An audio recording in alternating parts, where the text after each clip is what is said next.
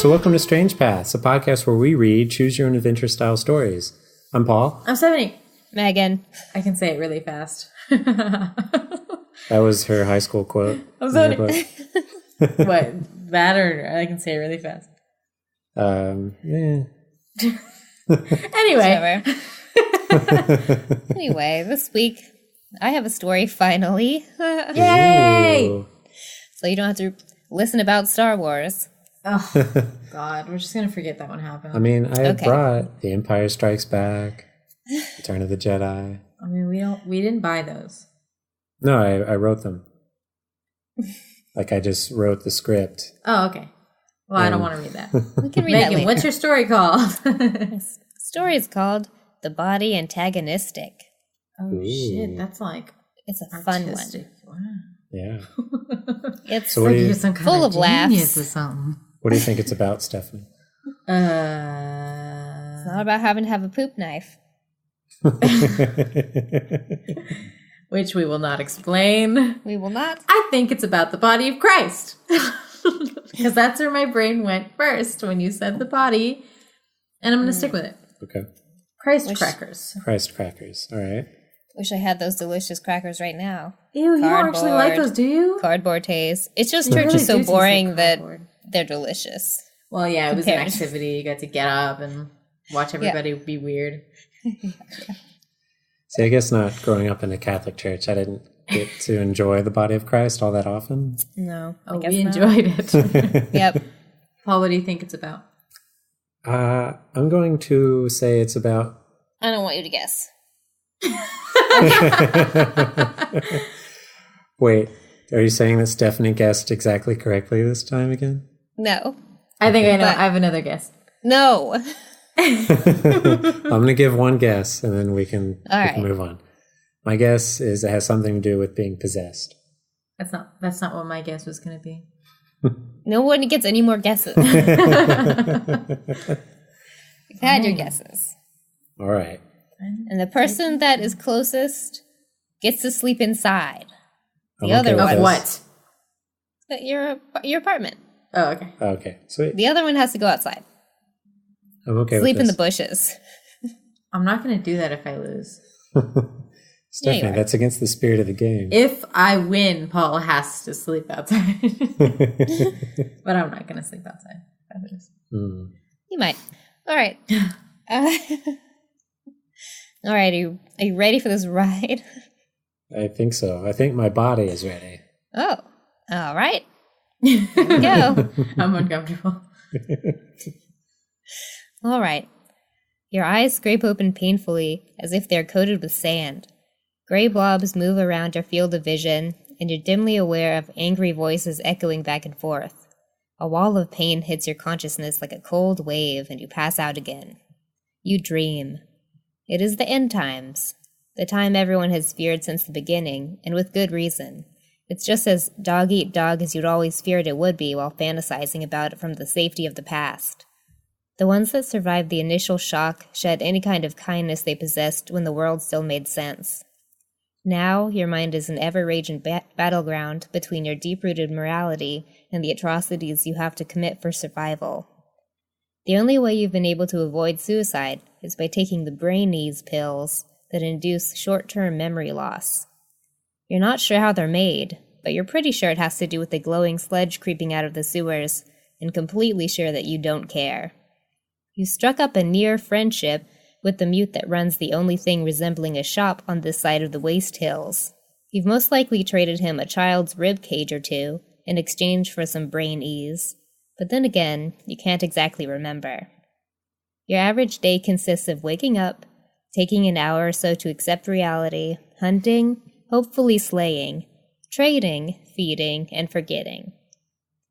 The only part of your day that you remotely enjoy is the wordless banter you share with the mute trader. Sometimes you catch yourself almost enjoying the murders in anticipation of your small interactions. This is the apocalypse. This is your reality. Nice. You start to wake up and the dream fades. You almost celebrate that it had been a dream, but are interrupted by the wave of pain again. This time it isn't bad enough to cause you to pass out. You dimly look around and see that you're in a vaguely familiar place. It is the back room of the trader's shop. You curse as the details of your life once again settle upon you and try to get up, but you cannot move. You're tied down. You begin to panic, but then the trader limps into view. Noticing you're awake, a shadow of a smile passes his lips before he comes over. He unties your bonds and you rigidly sit up. Before you can ask him any questions, he begins to show you a series of prepared drawings. The first shows a man holding your favored weapon, a machete. The man is being ambushed by a group of men. Is that me? You ask. He nods briskly. Suddenly the scene comes back to you. The hunter became the hunted. A pack of men pinned you down and started sawing off your limbs. Fresher meat gets a higher price, and limb meat is what people crave most. There's not much point in dragging an entire body for the goods you can trade for the organs. The trader can see from the grimace on your face that you remember, and flips forward a few pages. He shows you a new image. You have one arm left, and he has drawn himself running off the men with his guns. You can't help but notice you have both arms and legs. So you got my limbs back? You ask. He quickly shakes his head no. You pause for a moment. Well, if these limbs aren't mine, whose are they? He gestures towards the earthen pit where he keeps the traded human parts and scrawls the phrase, "From fresh trades," on paper with an old pencil. You shudder with revulsion at the thought. You're attached to someone else's parts? Well, you consider, at least they seem to be working, and at least I have one of my arms left. Oh my god, that's crazy. It's a fun one. It's a comedic ride. Yeah. I'm listening. The trader gestures that you need further rest, pats you on the shoulder, and leaves the room. The sun is set, and you pass time by thinking yourself into a frenzy. All at once you notice something strange. You're not the only one thinking. 3 distinct voices, separate from your own, are thinking also. You listen to the thoughts. Kill yourself. I was content being dead. Why am I back in this hellish landscape? One says. What are you doing lying there when there are people and lands to conquer? Get the fuck up, says another.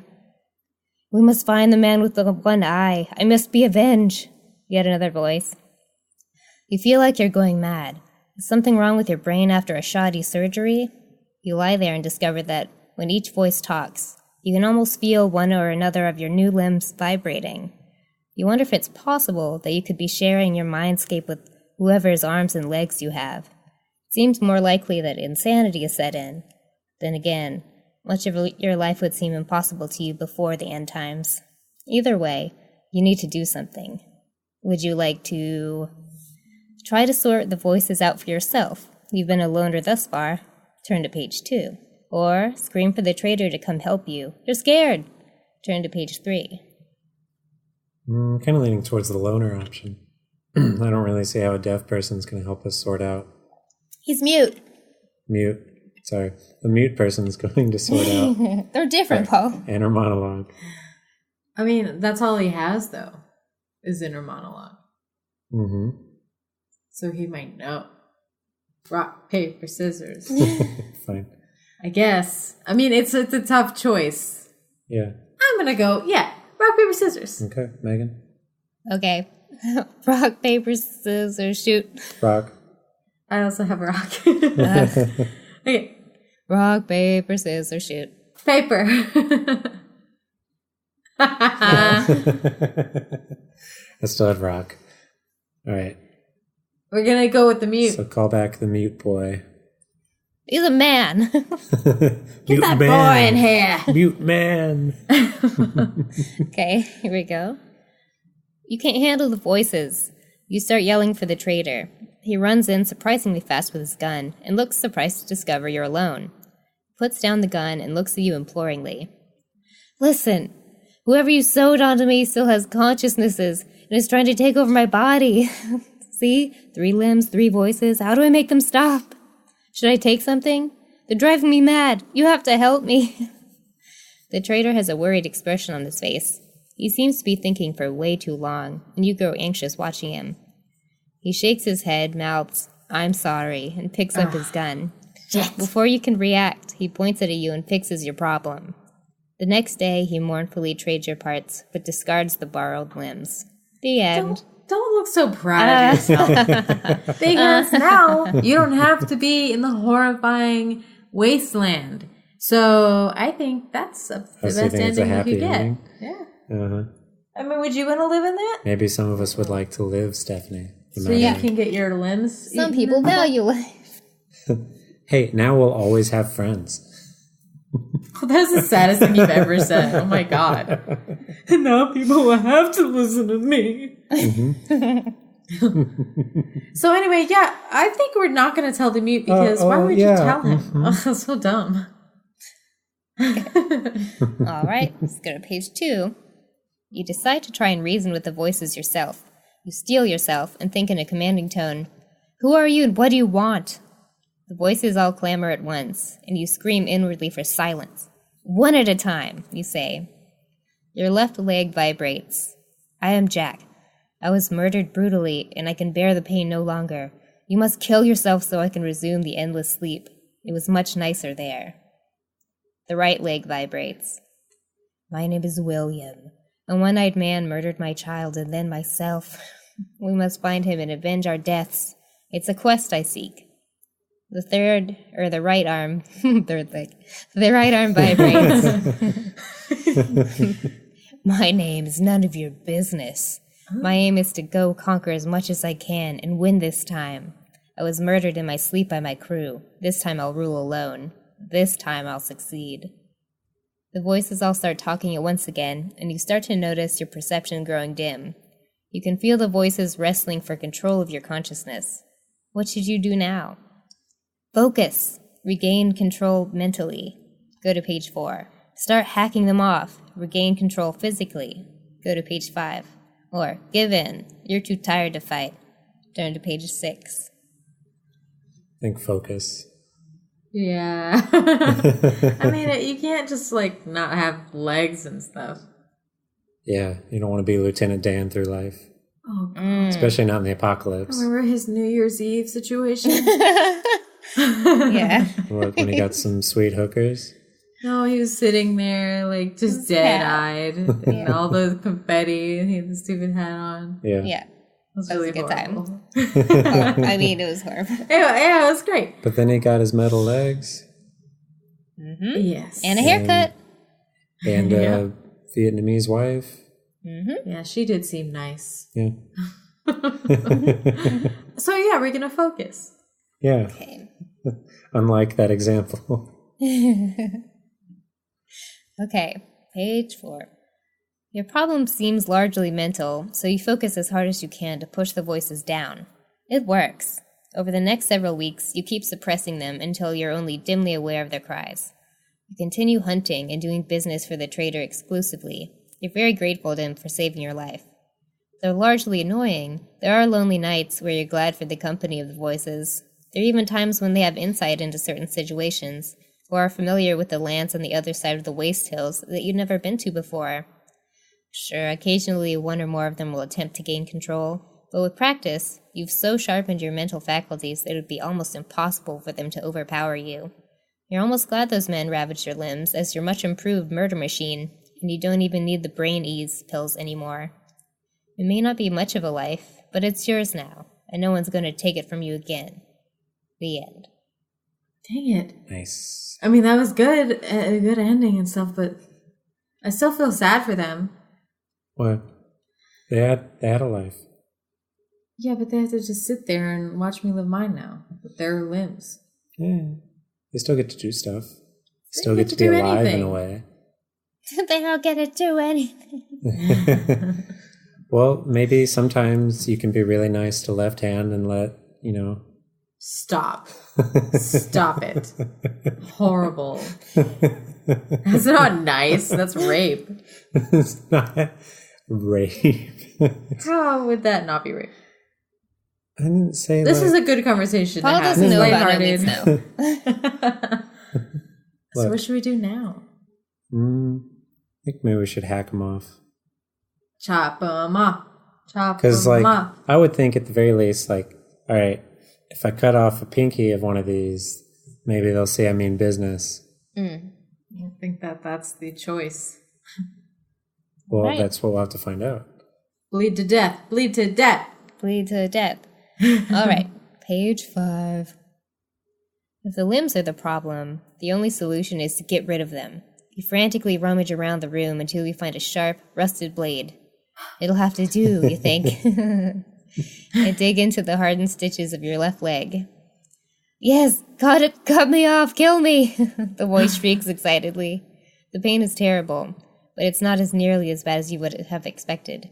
You dig deeper into the healing muscle and tendons and are overwhelmed with a sense of physical and mental release, as if you've been let out of bondage.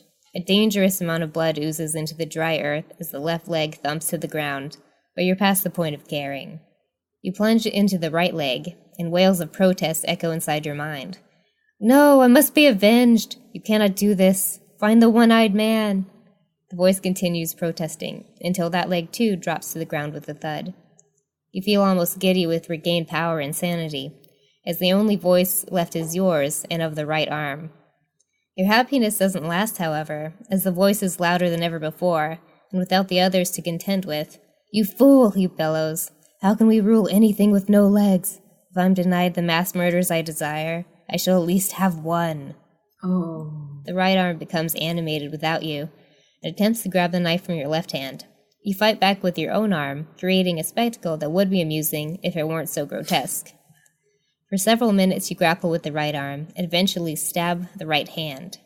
You and the voice scream together out of your one mouth, and you take the opportunity to begin hacking at the right shoulder.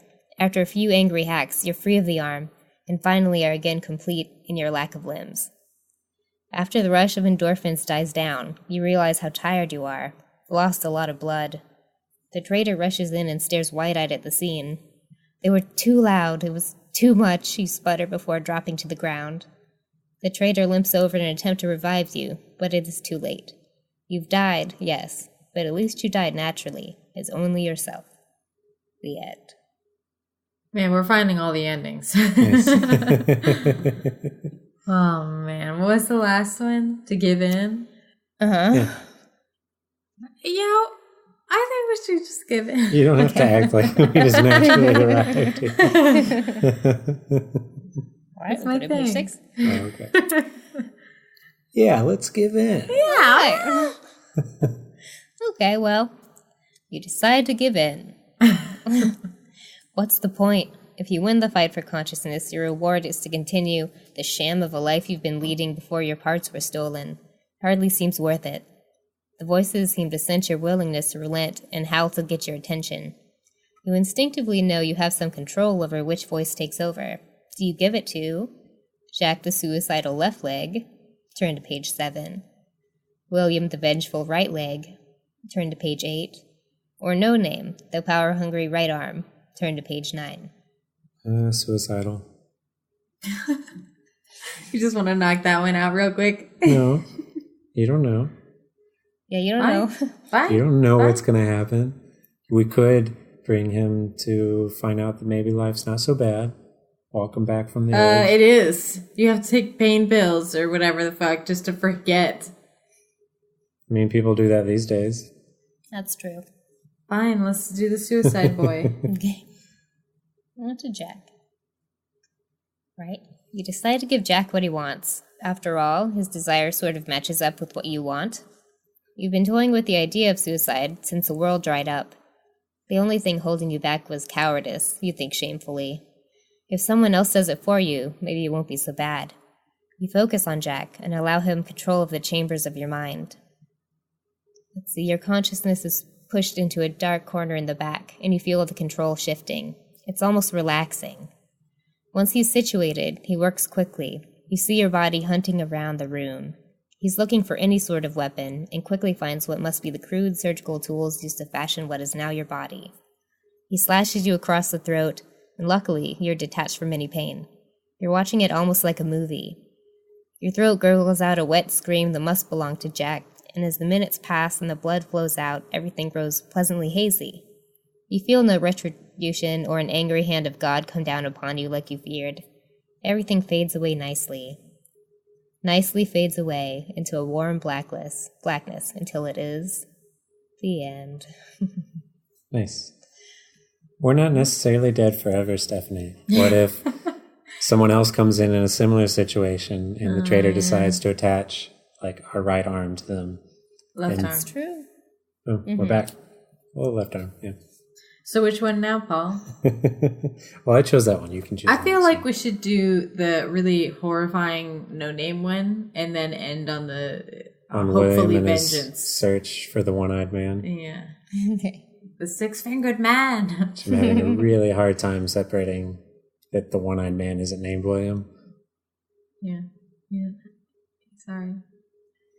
I'm sorry it's so confusing for you. I just want him to be One-Eyed Willie. You're disgusting. What is wrong with you tonight? He's obsessed. He's been over there just like drawing dick pics. Like looking for Stephanie's approval. Take them. What about this one? What do you think about my pencil work here? I got really creative with the veins. You knew why I borrowed your colored pencils when I asked for them. Mm-hmm. I have colored pencils. Yes. Anyway, the You need more Conqueror. Okie dokie. Let's see. You draw the wild card. Let Nameless have his chance. What do you care? As you allow him to take control, he laughs crazily, and you feel the other two shrink with fear. You're afraid as well, but also curious. Who is this beast? You waste no time finding your trusty machete and a few of the traitor's guns.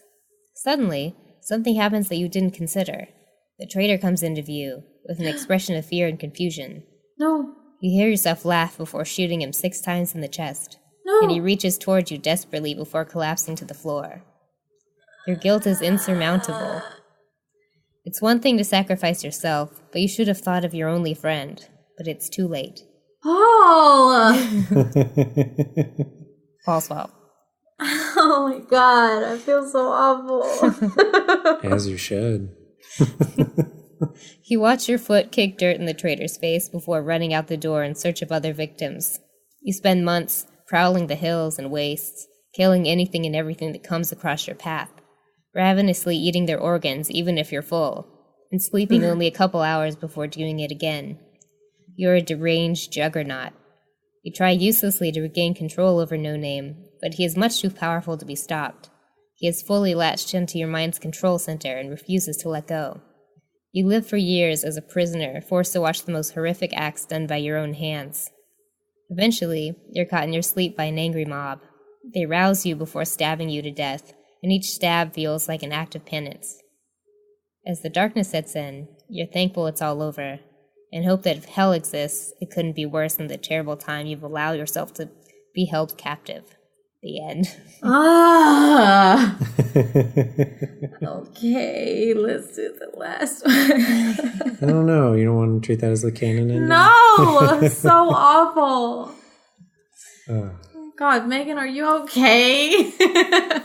I'm fine. She's just hungry for organs, Stephanie. I do love liverwurst. Ew. Right. You always want the gizzard too. Thanksgiving. That texture. I don't know that I've ever had like an animal organ. How? I don't know. Like I've had, I feel like the weirdest thing I've had is like frog legs. I don't think I've ever I had. don't think liver. I've ever had an organ either. I've never tried the gizzard or the heart or the liver. Yeah. You've had them mixed into stuff. Like dog food. Like sausage and stuff. It's got to have, like the casing is often intestinal lining. Well, yeah, then that. But I mean, it's not like I'm eating the intestine. It's like I'm eating sausage. You eat it like spaghetti. You're just... Oh, God. You just really never fast. stop, sucking in. This is so long. Yeah. Well, I just wonder why we focus on the liver so much. Are the other organs just not good? I mean, you probably don't want to eat the, stomach. I don't know. I don't know for Well, organs. What about like the pancreas or like the heart? And a serial killer I like the is hearts. born. I like chicken I like hearts. the They're really hearts. good. It's a really interesting texture. Yeah, I've never eaten a heart. Well, we'll do a food tour next time. I don't want that tour. Or get a tour. No. Yes. I mean, I'd be willing to try it. You guys can have your Jones Soda Thanksgiving experience again. Ugh. That's fine. God. Hey, that was a memorable time. Yeah. I still feel like my face frown at the thought of asparagus? Brussels sprouts. Brussels sprouts, that was it. It was like shit taste. Yeah. It would match the smell. Yeah. Oh, Thank God it was carbonated. Yeah. That made it delicious. No, I'm just saying, why the hell would I want carbonated Brussels sprouts? I don't know. You gotta get used to that space food. What was the best one? Was like cranberry. It was just like diet fruit soda taste. Yeah. It was fine. I guess we should go on to William. Mm-hmm. Let's do it. William and his one-eyed menace. Right. What? Obsessed. All right. You're the one inserting innuendo there. All of the words you're choosing are innuendo. William. No. And. All right. Okay. You decide to give control to William, who's the only one with a vaguely noble agenda. You can't imagine watching one of your own children killed in front of you. There must be some sort of morality left in this bleak world inside of him. May as well let him attempt to avenge himself. You move aside and allow him to take the controls, much to the disappointment of the others. You watch in fascination as your body moves without you, and William takes it immediately out of the traitor's place into the world. He seems to know exactly where he's going, and walks for days and nights only pausing for water, only enough to keep your monstrous form going to achieve his purpose. Finally, you arrive at a small camp. You're aware of adrenaline surging. You're running as fast as you can suddenly, brandishing the traitor's archaic surgical knife. You dive into one of the tents, screaming. There are 3 men inside, one of them with one eye. They all leap to their feet upon your entrance. They seem confused, but always ready for battle. You plunge the knife into the throat of one eye, but the other two are immediately upon you. You struggle for a few moments, but ultimately they force you down to the ground and bind you. You hear yourself cursing at them and calling out your child's name. They seem genuinely confused, but quickly descend upon you and slit your throat for a second time. Before your vision fades, you're struck with how strange life has been, almost funny, and slip from this world in a state of amusement. The end. And that's the last one. Yay! Yay! Yay! We tried. There are no happy endings. Yay! No, there was that happy ending where we forced them all to shut up. I mean, I guess, yeah. Let's treat that as the ending. Although there's still, they have to sit there like you did, except you're not. I mean, you're still doing terrible stuff. Yeah. There's also the ending pills. where we just killed ourselves. Yep. That's probably the best one. Mm-hmm. That's the lesson we should take away from the story. Oh, that's bringing up like uncomfortable questions about what if there was an apocalypse. Do I want to just... I think about it all the time. Yeah. Thanks. Thanks for another way to think about it. Yeah. I liked it. It was really good. It was really interesting. Yeah. I really like the idea of that kind of possession or schizophrenia. Dang it, he was... I'm not sleeping outside. You're sleeping outside. Outside. She's sleeping outside. No, it's not the body of Christ. What? Oh, man. But yeah, and also, you're always gunning for a story where the hero dies. That's true, too. Well, you're welcome. Oh, man. Amazing tale. Yes. A wondrous tale. A wondrous tale. My bedtime tale. Mm-hmm. Just the thing you need to get over the winter or the Christmas blues. Yeah. To get through the year until next Christmas time. And just in time for the Valentine's Day blues. Mm-hmm. Oh, yes. Those will be devastating. So, if you have any extremely uplifting or depressing stories to tell us, you can email us at strangepathspodcast@gmail.com. Or give us reviews and star ratings on iTunes, please, because that's really helpful. Or you can tweet us your depressing tail pictures at Strange Paths Pod on Twitter. I hate myself. Why can't I remember? Or if you want to email only me the things that you've seen in the depths of your nightmares, you can email me at bozosglowglobes@gmail.com. Bozo's waiting. Lonely. So are we going to do the announcement or what? Oh, I guess we should do the announcement. The proclamation? So which one of us is pregnant? You. Oh, me? Sweet. I'm going to carry it to term. Oh my God. Okay. No, our announcement is that there've been changes. There's changes happening in our bodies. Mm-hmm. And we can't say this. Just say, hey, we're going to go every other week instead of every week now because we are people with things to do. Okay. Yeah. Oh, also. And also we want to write our own stories and we just need more time to actually write them. Yeah, because we have jobs. Like jobs or whatever. Big Egg. Yeah, until Big Egg sponsors us and makes it so we don't have to work, it's going to be every other week. Right.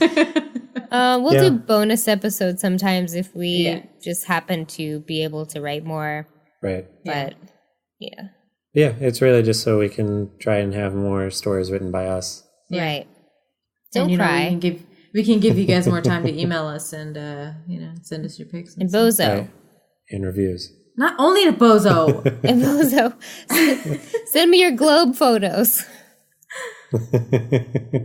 Yeah. So in any case, we'll see you in 2 weeks. 2 weeks. Hope you don't miss us too much. They will. Hope you don't start crying like a little baby. They're crying. They're losers. I hate them. Ooh, we don't have any. I'm sorry. Please listen. We love you. Bye. Bye.